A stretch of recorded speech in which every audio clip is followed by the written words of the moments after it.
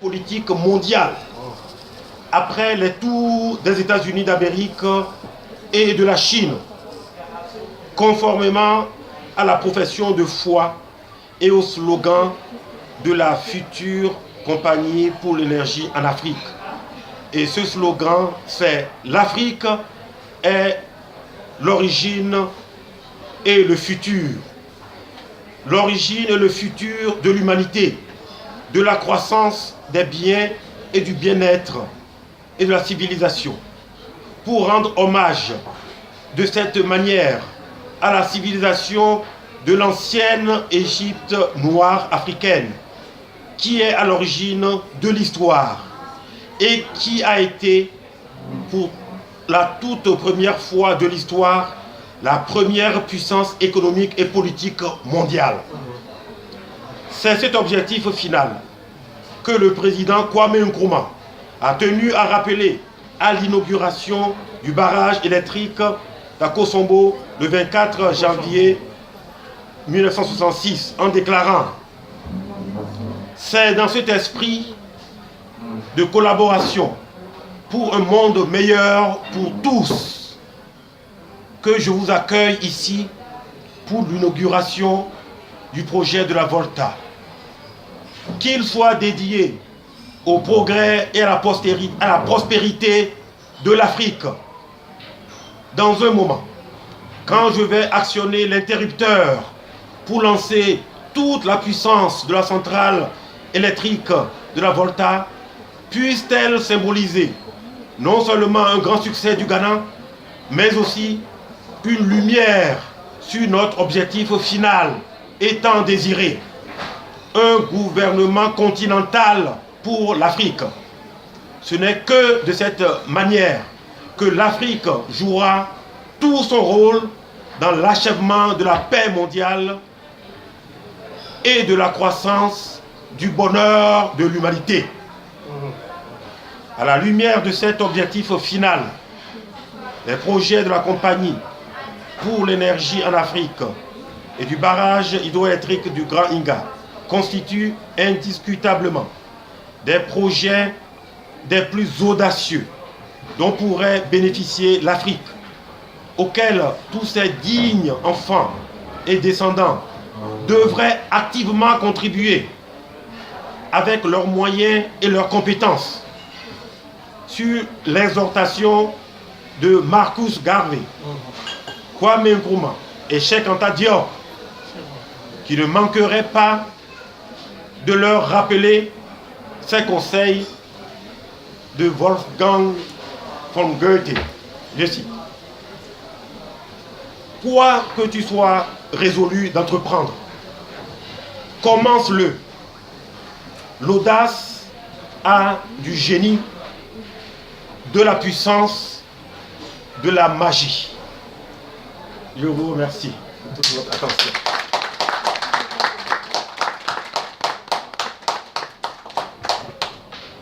Merci, professeur Kamabo. Bon, j'ai insisté parce qu'il y a... Nous, on dit conférence, mais en fait, les anglo-saxons disent lecture. Lecture. Lecture.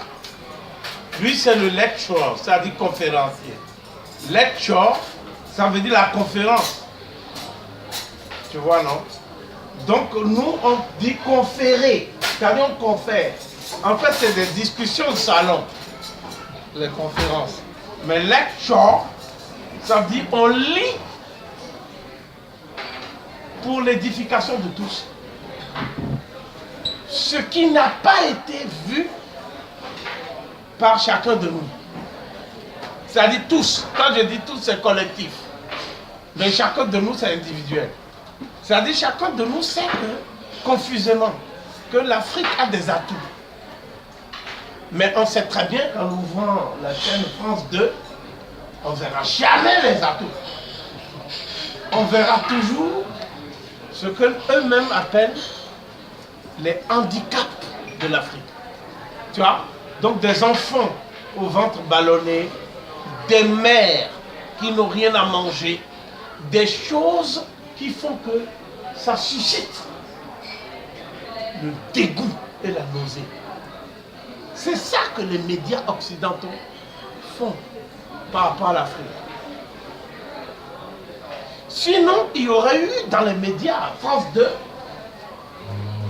TF1, etc., une émission pour dire il y a un produit de l'université française nommé Cheikh Anta Diop qui a dit des choses que nous avons contestées. Mais voici les raisons pour lesquelles nous avons contesté ce qu'il a dit. Et voici l'argument qu'il a apporté pour se défendre au colloque du Caire. C'est-à-dire depuis 30 ans que je me suis engagé dans cette cause. Ma femme est là. Elle me dit souvent, est-ce que tu es sûr même que cette histoire va aboutir? Je lui dis, le problème, on ne s'est pas engagé pour que ça aboutisse. Tu ne peux pas charger un dromadaire pendant 5 siècles et lui demander en 50 ans d'avancer vers la source. C'est pas possible. Nous savions que ça ne va pas aboutir. Adjamagbo est là.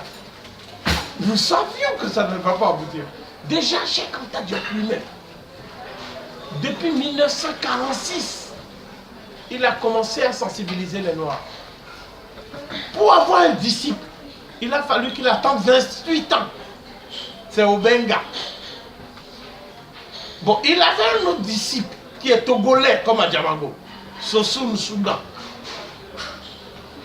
Mais à la veille du combat de la vérité, c'est comme ça que nous on appelle le colloque du Caire. Le combat de la vérité. Parce que les gens peuvent parler, hein.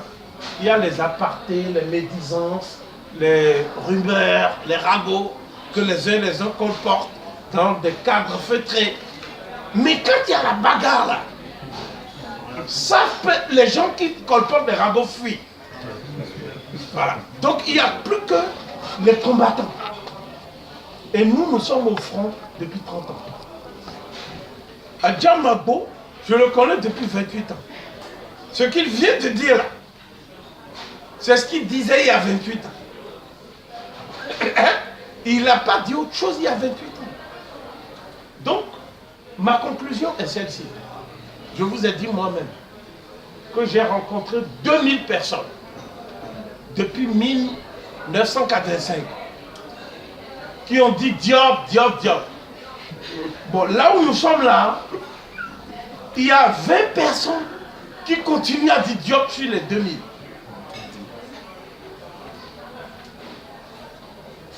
Et il y a 10 qui ont travaillé pour dire on va apporter notre pierre de touche à l'édifice. Ça, c'est une autre dimension. C'est-à-dire quand tu travailles, tu fais des recherches comme ça aussi, vous a présenté ces recherches la dernière fois. Hein? Ça, c'est autre chose, c'est une autre dimension. C'est-à-dire c'est que tu deviens non pas un spectateur d'un combat qui se mène en ton absence, mais tu deviens un acteur. Mais quand on demande aux gens d'être acteurs, il y a 2 handicaps. Le premier, c'est ils vont manger quoi? S'ils se jettent par exemple à l'eau, on les voit sur les médias. Moi, ma propre mère, le jour où elle a vu mon intervention sur les relations entre les juifs et les noirs, elle a dit, mon fils, tu es mort. Tu es un cadavre ambulant. Qu'est-ce que je peux faire pour toi? Et elle a dit, c'est Jésus seul. Adjamagbo est témoin. Je l'ai emmené dans ma maison avec ma mère. Et Adjamagbo et ma mère se liguaient contre moi. Je dis, laissez vos histoires. Nous, c'est Osiris. Adjamagbo, que tu vois là. Mais il y a une qualité que Adjamagbo a. Quelles que soient nos petites divergences, Adjamagbo n'a jamais cessé d'être fidèle à la parole donnée aux ancêtres. Voilà. Voilà pourquoi je l'honore. Voilà pourquoi je l'honore. Donc ce que je veux dire aujourd'hui, c'est ceci. Ce qu'Adjamagbo a dit là, c'est un rappel. Si vous a cité Nkrumah et Diop, ça veut dire que tous les États occidentaux savent qu'il y a des pans plan d'industrialisation de l'Afrique. Mais qu'est-ce qu'on vous dit toujours? On vous dit l'Europe a envoyé des experts en développement pour évaluer la possibilité et les potentialités pour l'Afrique un jour de se développer. Et c'est là où je vais vous dire que je ne suis pas d'accord avec la notion de développement. Développement, ça veut dire quoi en fait? Ça veut dire que tous les problèmes de l'Afrique sont des problèmes de PIB, PNB, ceci. C'est pas vrai. Et il y a un auteur qui a écrit un livre qui est un classique. La Banque mondiale l'utilise, le Fonds monétaire international, les institutions de Bretton Woods.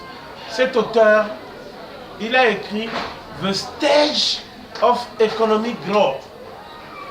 Je traduis en français, les étapes de la croissance économique. Il s'appelle Rostov. C'est un juif américain. C'est son livre qui est le livre le plus important pour la Banque mondiale.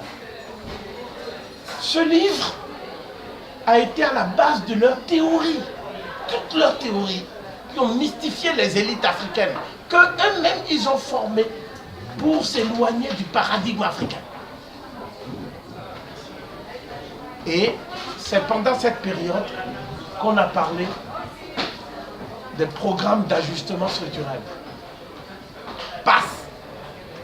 Le problème des pays africains, c'est un problème qu'ils avaient des économies pré-capitalistes, des économies qui sont imperméables à l'industrialisation. Donc il faut que les Occidentaux injectent des moyens financiers. Il faut qu'ils envoient des cadres pour former les Africains qui vont s'occuper du pétrole, du gaz naturel, etc.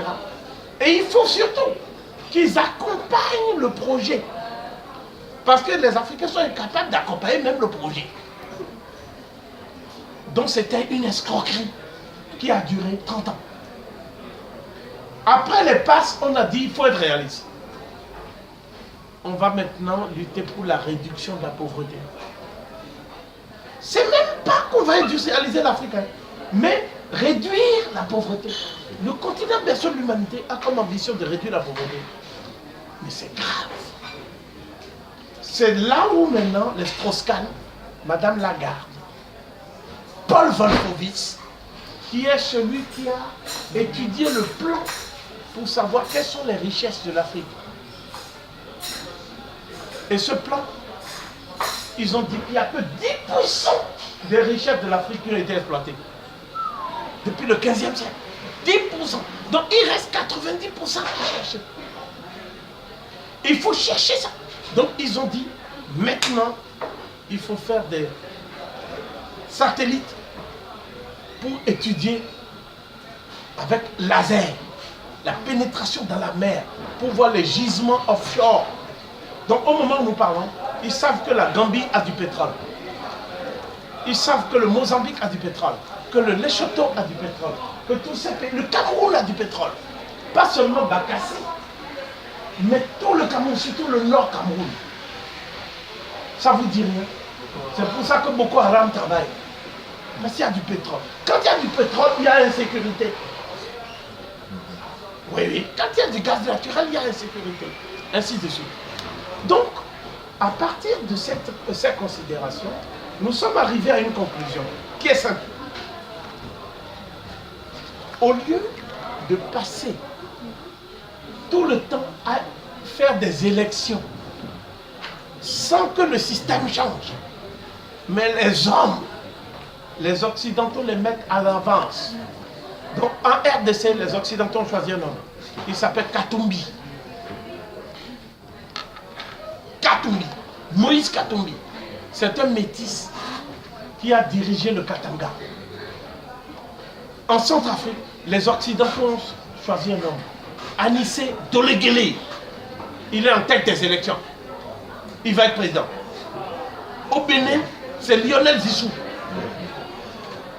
Bon, j'ai pas de risque pour la Côte d'Ivoire. Ils ont médiatisé les frasques du président de l'Assemblée nationale, chef de rebelles par intermittence. Mais ils ont décidé déjà que c'est Tidiane Thiam, un Sénégalais qui a été reçu par Oufoué. Ses parents ont été reçus qui va être président en 2020. Je parle de 2020. Donc pour tous les pays du précaré français, on sait qui va être président. Hein? Bon, si on se contentait de savoir qui va être président, ce ne serait pas grave. Mais on leur donne les moyens d'acheter les chefs traditionnels, d'acheter les autres partis, parce que ce qu'on ne vous dit jamais, c'est que aujourd'hui, la meilleure façon d'être riche en Afrique, il y a deux manières d'être riche. La première, c'est d'avoir une église évangéliste. Ça, je vais m'en occuper la prochaine fois. Et la deuxième manière, c'est de créer un parti qui ne représente rien, qui représente une ethnie. Par exemple, à Djamango se lève, il crée ethno-parti des évêques de telle région. Est-ce que tu vois? Qui n'a pas compris? Et une fois que tu crées ce parti, maintenant, ce parti va dire qu'il est un parti d'opposition. Mais opposition sans programme d'opposition et sans projet de société, sans idéologie, sans vision. Et une fois qu'il y a au Gabon, le Gabon a combien d'habitants? Je vous pose une colle. Le Gabon a 2 600 000 habitants. D'accord? Mais si tu vas aujourd'hui à Libreville, c'est des bidonvilles. Mais si tu vas en Guinée équatoriale, tout est construit. Mais on dit que c'est le président de la Guinée équatoriale qui est dictateur. Tandis que le président du Gabon, il fait partie des élites émergentes. Voilà l'Afrique. Mais la réalité est la suivante. Le Gabon est à vendre. Rien n'appartient aux Gabonais au Gabon. Rien, même pas les PME. Est-ce que vous avez compris? Donc, ce que je veux dire, c'est que nous avons fait un double constat au terme de tout ce diagnostic. Il y a en fait deux catégories de pays en Afrique. Il y a les pays que les Occidentaux soutiennent. C'est ce que nous appelons les États qui sont pour le réformisme néocolonial. Par exemple, le Gabon, le Togo, depuis 50 ans, c'est la même famille. C'est le président Adjamango, le pays d'Adjamango. Hein? Tous ces pays-là, c'est le réformisme néocolonial. Ça veut dire quoi? On fait des élections bidons avec 180 partis d'opposition. Je dis 180. Et une fois que celui que les Occidentaux ont choisi est sorti parce qu'il graisse la patte à tout le monde. D'accord? Au deuxième tour, les partis d'opposition viennent chercher les rentes pour placer leurs hommes. Voilà ce jeu-là. Et puis il y a une deuxième catégorie. C'est les pays souverainistes qui sont pour l'intégration africaine. Souverainiste, ça veut dire qu'il faut une banque centrale africaine, pas le CFA, rien du tout. Il faut un système éducatif africain où on parle nos langues. Il faut une constitution ou, en tout cas, une constitution qui soit en accord avec nos théories du droit africain. Ainsi de suite, ainsi de suite. Ces pays-là, on leur fait la guerre. Et il y a deux manières de leur faire la guerre. Soit on envoie des gens pour dire, c'est en fait des rebelles qui ne sont pas contents parce qu'il y a des problèmes ethniques. Côte d'Ivoire. Ou alors, c'est des gens qui sont fâchés parce qu'on ne respecte pas la loi d'Allah et la charia. Ça, c'est les rébellions confessionnelles ou l'islam qui est un des plus grands dangers. L'islamisme contre l'unité africaine, aujourd'hui, où nous parlons, et y compris les Arabes, qui sont un cancer en Afrique. Les Arabes que tu vois là. Et dans le monde arabe, et tout ça, ainsi que dans tout le Maghreb, nous avons 70 millions de Noirs que nous avons abandonnés et qui sont esclaves, qui souffrent. Si vous avez compris. Donc, ce que je voulais dire par rapport au professeur Adjamango, c'est d'abord nous allons soutenir sa compagnie. Parce qu'il ne peut pas avoir parlé comme ça. Il a fait circuler. Et on est indifférent. C'est-à-dire, désormais, s'il y a un débat à Madagascar pour les élections, il faut le Baradinga dans le débat. C'est-à-dire, on dit, bon, et eux, qu'est-ce que les candidats pensent du Baradinga? RDC, c'est évident. Bénin, c'est évident. Tous ces pays-là, nous devons nous inviter dans les débats d'idées.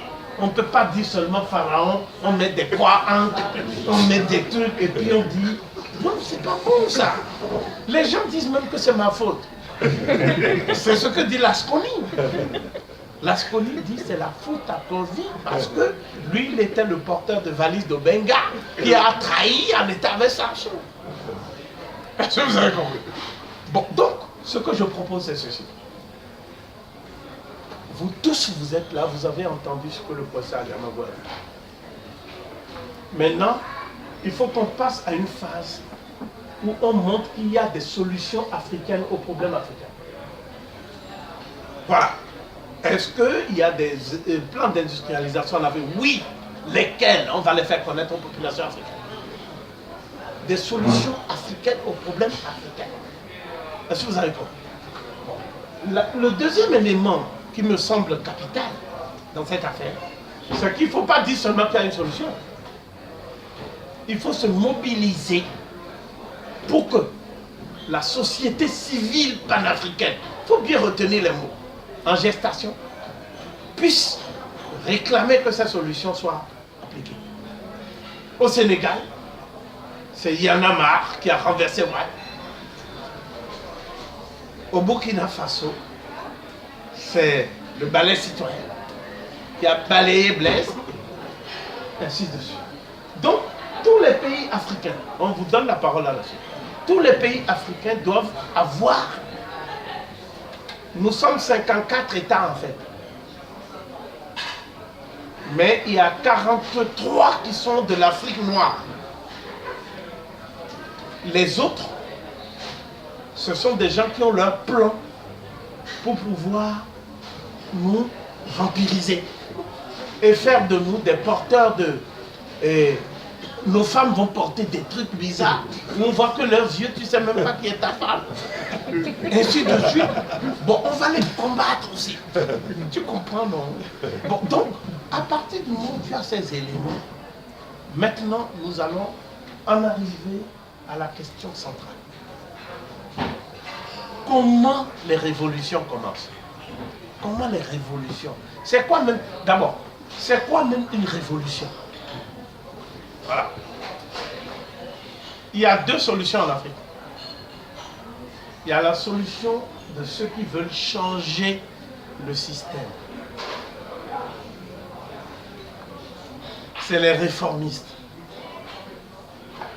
Donc, ils créent des partis, Parti social-démocrate du Togo, Parti social-chrétien, Parti socialiste, humaniste, Parti marxiste-léniniste, communiste, tendance envers Roja, tendance Lénine, tendance ceci. Bon, on ne veut plus de ça. C'est fini ça. Et puis il y a la deuxième tendance, ceux qui veulent changer de système. Ça, c'est ça la révolution. La révolution, donc je définis. Le professeur Adjamagoué a dit des choses qui correspondent absolument à cette affaire-là.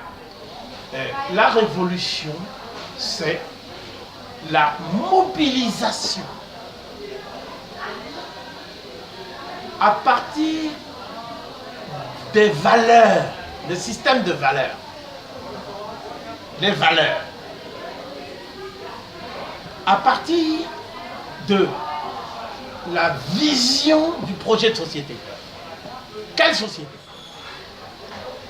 Et à partir aussi des moyens militaires et logistiques, dont je n'ai pas parlé, puisque je suis dans le cadre d'une université. Je ne suis pas là. Je ne suis pas militaire, moi. Donc nous, on a la science, l'éducation et la culture, c'est tout. Mais le jour où le peuple africain va être d'accord avec ce que le président Adjamagoué vient de dire, ou ce que nous allons dire là. Hein?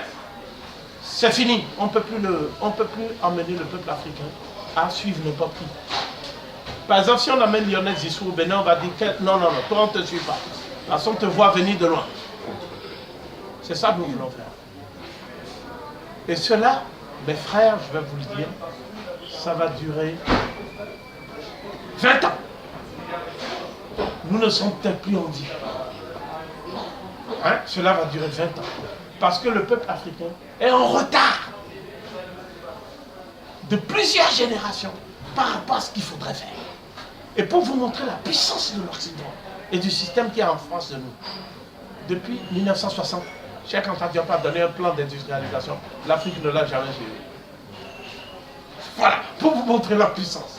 Donc, on ne peut pas faire des changements par des palliatifs illusoires, comme changer le système. Le système n'est pas changeable et réformable. Le système vit sur notre dos. C'est un système qui vit sur notre dos. On ne peut que changer de système. Pour changer de système, il faut avoir un paradigme. Je m'explique. Il faut avoir un modèle opérationnel qui nous donne une idée de ce qu'était le modèle d'organisation économique, sociale, juridique, politique, éducationnelle de nos ancêtres avant qu'on perde l'initiative historique. Voilà. Parce que c'est ça qui a permis aux Chinois de se raccrocher à un modèle opératoire. Pour tous les Chinois, quand on parle de communisme, on parle en fait de révolution culturelle et de Mao. Mais la réalité, le modèle, c'est Lao Tse, Confucius, Sun Tzu, celui qui a écrit L'art de la guerre, et tout ça. Où sont nos Lao Tse, nos Confucius, nos Sun Tzu, et tout ça? C'est de ces gens-là que je parle sur Africa numéro 1. Et je parlais récemment de Sénémout. Et il y a donc des clubs qui se créent en Afrique, puisqu'il y a 8 millions de personnes qui écoutent. Donc si nous étions des farfelus, est-ce que 8 millions de personnes écouteraient pendant leur temps? Non. Donc ça, c'est ce qu'on appelle la révolution culturelle, kémite, qui est en marche en Afrique. C'est ce que nous faisons. Et ce que je veux dire aujourd'hui, c'est ceci. L'unification de la Haute et de la Basse Égypte, des suivants d'Horus au pharaon Narmer. Le pharaon Narmer étant pour moi le premier panafricaniste. C'est un débat avec la SCONI et leur groupe. Parce que le panafricanisme ne peut pas avoir commencé après l'esclavage. À moins de supposer que pendant des millénaires, 4500 ans, les Africains n'ont pas inventé un modèle d'unification, ne serait-ce que des grands empires et des royaumes. Il ne peut pas y avoir empire s'il n'y a pas d'intégration de plusieurs groupes humains. Vous voyez ce que je veux dire? Donc quand on parle de panafricanisme, il faut suivre ceux qui ont fait le panafricanisme dans la Caraïbe. Et si on les suit, leur modèle c'est l'Égypte et l'Éthiopie. Ils sont 5. Les autres, je ne les cite pas. Et si je ne les cite pas, c'est parce qu'ils ne sont pas dignes d'être cités. Donc le premier, c'est un ténor firmin. L'argument pour détruire Gobineau, c'était, mais nos ancêtres avant, quand vous étiez dans les grottes à 4 pattes, c'était eux, non? Un ténor firmin, diplomate, savant, et tout ça. Qui a réussi un exploit que vous ne savez pas? Il a créé la première constitution caribéenne. Et il a dit que la Caraïbe, en fait, c'est une entité qui va se libérer et se mettre au service de l'unité africaine. Au lieu de tourner son regard vers l'Amérique et vers l'Asie. Donc, donc ça veut dire qu'il a donné une solution. La Guadeloupe ne peut pas être indépendante dans le territoire actuel. La Martinique ne peut pas être. Par contre, si la Guadeloupe, la Martinique se mettent avec Haïti, se mettent avec Antigua, se mettent avec tout ça, ils peuvent créer une fédération à partir et qui va travailler avec l'Afrique. C'est une vision exceptionnelle au niveau des sciences politiques. Je dis que moi, je n'ai jamais connu un ténor filmé en dehors des contacts livresques. Mais je dis que c'est une vision exceptionnelle et unique. Parce que le problème demeure de savoir, si vous demandez à tous les Antillais de venir en Afrique, ils ne pourront pas. Mais Garvey a même dit, vous m'accusez de vouloir les amener tous en Afrique. Je ne veux pas les amener tous en Afrique. Parce que parmi eux, il y a peut-être 40% de tarés. Donc je les laisse aux autres. Et que les meilleurs vont aller en Afrique. Les meilleurs, c'est Garvey qui dit comme ça. Donc, ça c'est très important de voir cette vision. Quand on parle donc de panafricanisme, ça ne se limite pas au continent africain. C'est aussi le pancaribéisme. C'est pour ça qu'on a tué le dirigeant de Grenade, parce qu'il était pour l'unité de la Caraïbe. Il s'appelait Maurice Bishop. C'est pour ça qu'on a tué aussi Walter Rodney, parce qu'il voulait l'unité de la Caraïbe noire. Est-ce que vous avez compris? Et ceux qui ont empêché l'unité de la Caraïbe noire, c'est qui? C'est les métis comme Bolivar et autres. Sinon, ils étaient tous partis étudier en Haïti. Et Haïti les avait protégés. Sous un mulâtre d'ailleurs. Donc ce que je veux dire ici, c'est ceci. Vous ne trouverez pas les 5 leaders historiques du panafricanisme des peuples. Je n'ai pas dit quelqu'un qui dit j'ai étudié chez les Occidentaux, donc je suis plus intelligent que Garvey. Ça c'est Dubois. C'est pour ça que je le cite. Donc le premier c'est Anténor Firmin, c'est un Haïtien. Le deuxième, lui, il a dit, mais Anténor Firmin c'est un grand théoricien, mais c'est bien beau.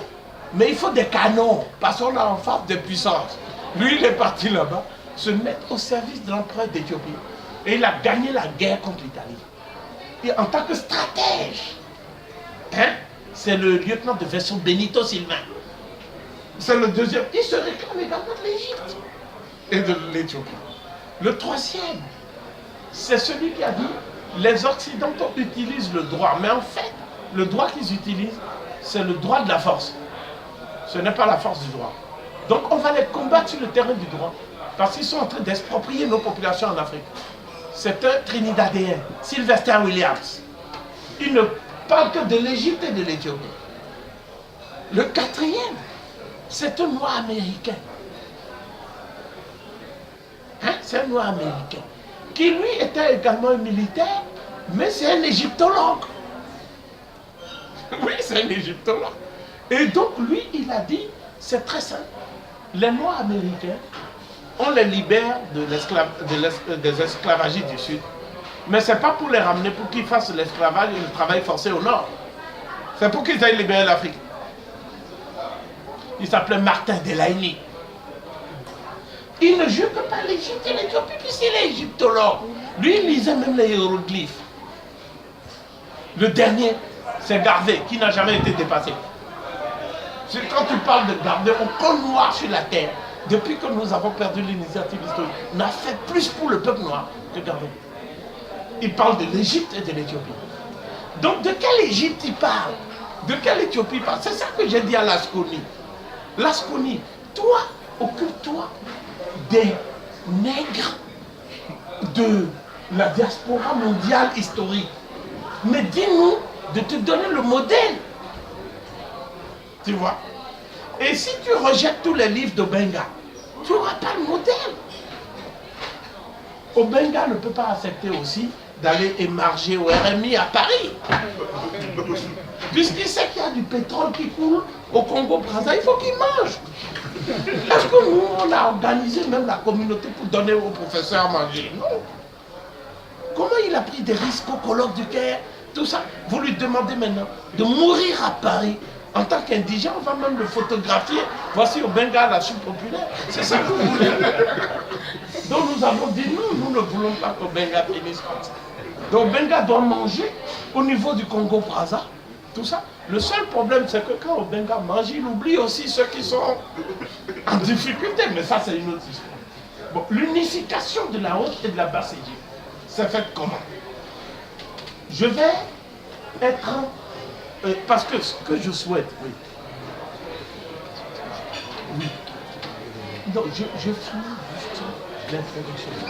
Hein, je finis.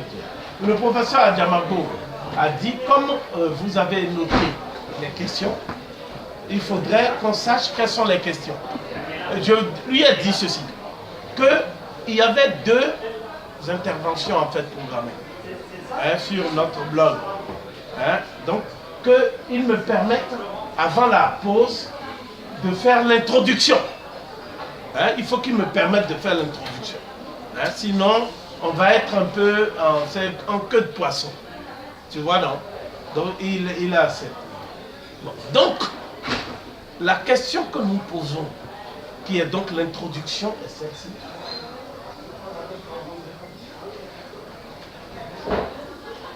Anténor Firmin, Benito Silva, Sylvester Williams,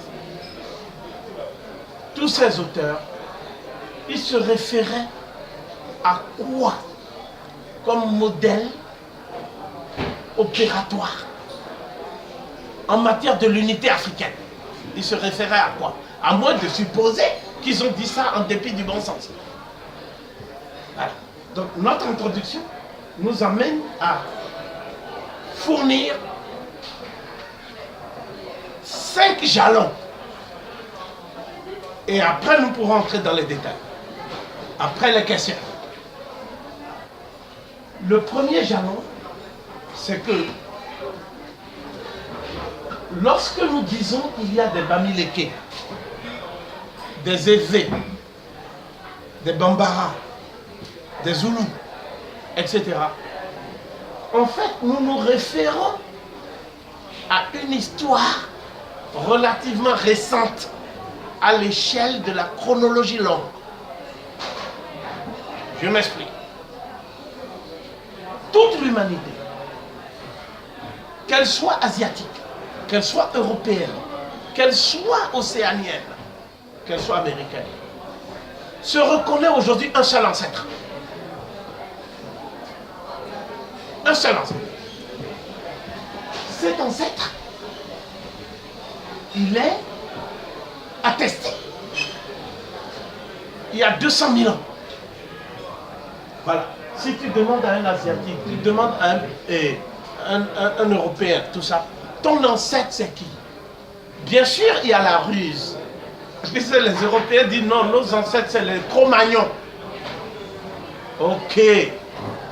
Bon, les Asiatiques disent non, c'est l'homme de Pékin ou de Ngandong. Je dis d'accord. Mais je ne parle pas de vos anciens. Je parle des ancêtres. Hein, vos anciens. Tu vois, donc, chaque continent a ses anciens. Je parle des ancêtres. Les ancêtres, c'est qui? C'est ceux qui ont donné naissance aux anciens. Est-ce que vous comprenez? Qui ne comprend pas ça? Bon, donc, à l'échelle du temps, on appelle ça la chronologie longue. Aujourd'hui, on ne peut plus étudier ça avec le carbone 14. C'est périmé. On doit utiliser maintenant des méthodes radiométriques de datation. Et maintenant des méthodes même qui sont des méthodes de datation absolue. D'accord? Bien. Donc, c'est en Afrique que le scénario suivant se passe de 200 000 ans à 80 000 ans. Donc, le premier élément de mon introduction, c'est ça. Entre 200 000 ans et 80 000 ans. Donc, vous voyez bien 120 000 ans de différence. Qu'est-ce qui s'est passé?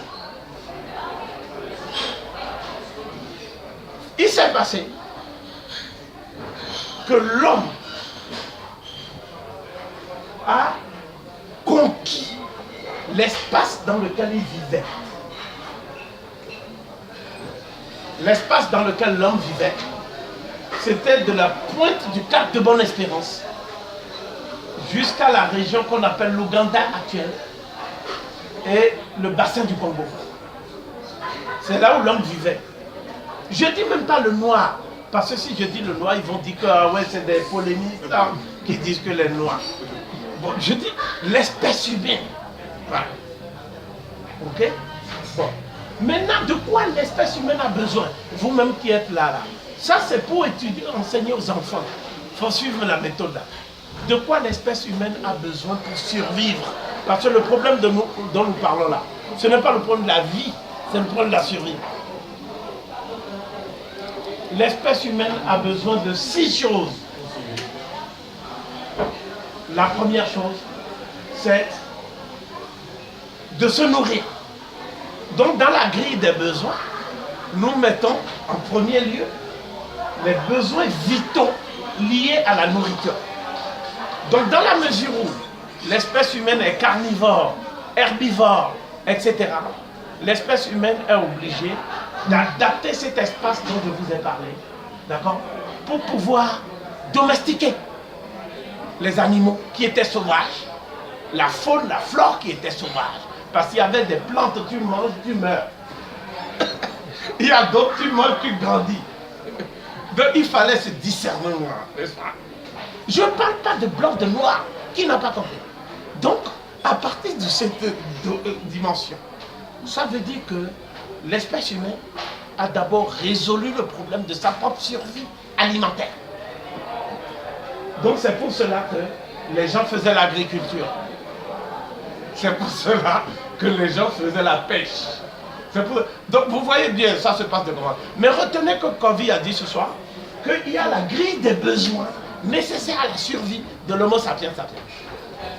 Bien. Deuxièmement, l'espèce humaine doit s'abriter parce qu'il y a des intempéries. La nature n'est pas comme on veut.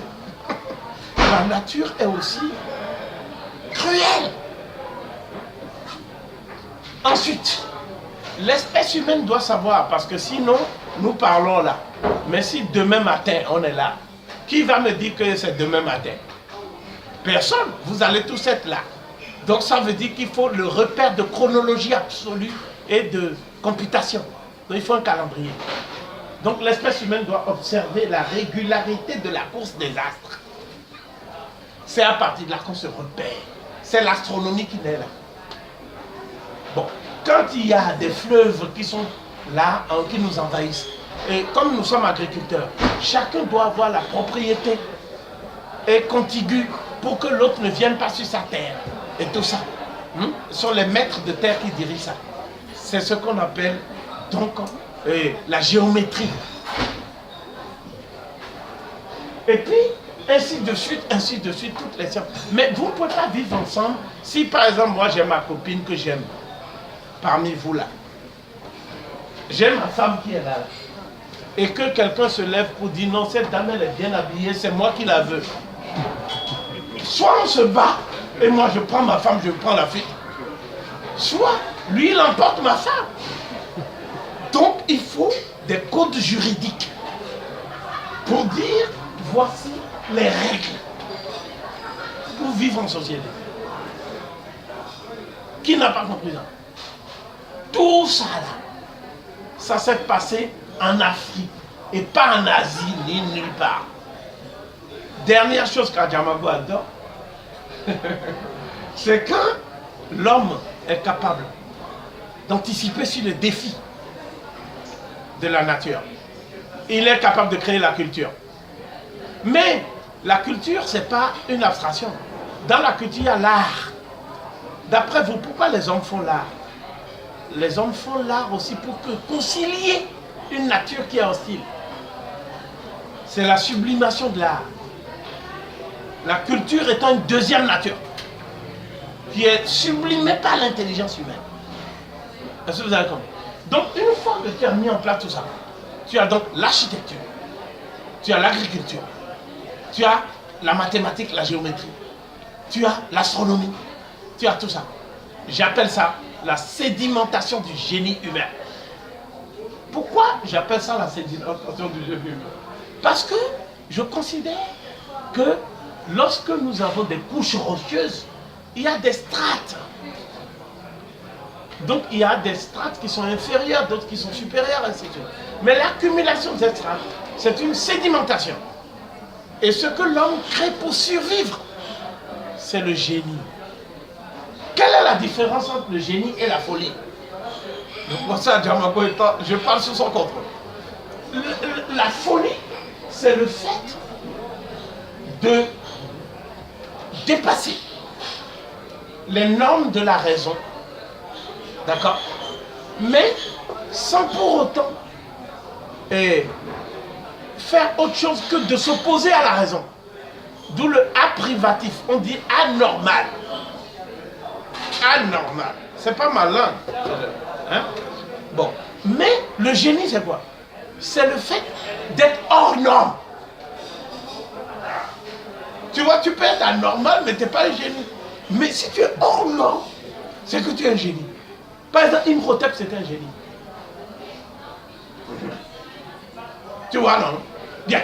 Donc, le problème des Africains, c'est quoi? Le problème des Africains, c'est de susciter l'avènement des génies. Il faut qu'il y ait des génies en Afrique. Parce que l'Afrique est la terre de sédimentation du génie humain. Donc, ça veut dire qu'il faut qu'il y ait des Cheikh Anta Diop par centaines de milliers. Donc on ne pourra plus le bloquer Cheikh Anta Diop seul, puisqu'il faudra aller sur tous les fronts. Donc tous nos enfants doivent être des génies. C'est pour ça que je me bats en fait. Hein? Si ma femme me demande pourquoi tu te bats, c'est parce que je souhaite l'avènement de génies partout en Afrique. Maintenant, c'est le premier jalon. Le premier jalon, c'est quoi? C'est que, techniquement, ce que je viens de vous dire là, vous ne pouvez pas le dire si vous n'utilisez pas l'archéologie. Donc, il faut des industries, des traces. Tu vois ce que je dis là? S'il n'y a pas de traces, les gens vont dire, mais Covid dit des choses parce qu'il est pour la suprématie des Noirs. Mais les traces. C'est ça l'archéologie, ça s'appelle des industries. Donc, ce que je vais faire, c'est d'abord, je vais circonscrire les grands courants migratoires de la région des Grands Lacs jusqu'en Nubie, en montrant leur industrie et en montrant en même temps les artefacts. La deuxième chose, je vais montrer les grands courants migratoires de la Nubie jusqu'en Haute-Égypte. D'accord? À ce moment-là, je vais parler de la première fois où l'État et la royauté sont nés dans l'histoire de l'humanité. Et ceux qui ont fait ça, on les appelle les Shemshuror, c'est-à-dire les suivants d'Horus. Ces 8 rois qui ont précédé Narmer. Ces 8 rois, ils n'ont pas unifié la Haute et la Basse Égypte. Ils ont unifié la Nubie et la Haute Égypte. Qui n'a pas compris ça? Donc, nous sommes donc entre moins 8000 et moins 5000.